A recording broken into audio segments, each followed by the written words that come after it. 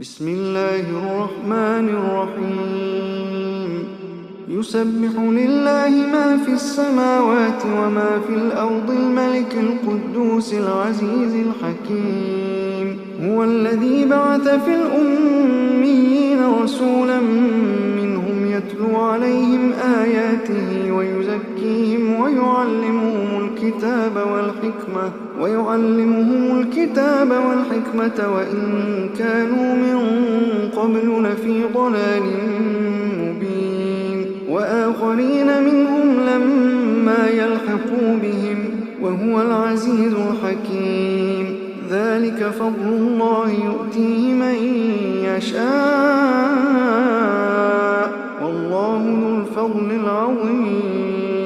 مثل الذين حملوا التوراة ثم لم يحملوها كمثل الحمار يحمل أسفارا بئس مثل القوم الذين كذبوا بآيات الله والله لا يهدي القوم الظالمين قل يا أيها الذين هادوا إن زعمتم أنكم أولياء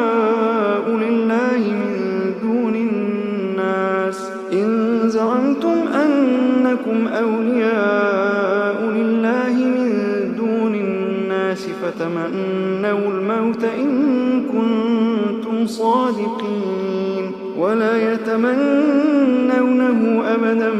بما قدمت أيديهم والله عليم بالظالمين قل إن الموت الذي تفرون منه فإنه ملاقيكم ثم تردون إلى عالم الغيب والشهادة فينبئكم بما كنتم تعملون يا أيها الذين آمنوا إذا نودي للصلاة من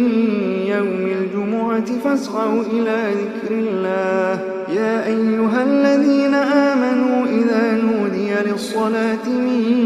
يوم الجمعة فاسعوا إلى ذكر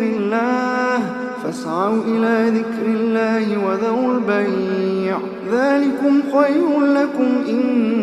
كنتم تعلمون فإذا قضيت الصلاة فانتشروا في الأرض وابتغوا من فضل الله واذكروا الله كثيرا لعلكم تفلحون وإذا رأوا تجارة أو لهوا انفضوا إليها وتركوك قائما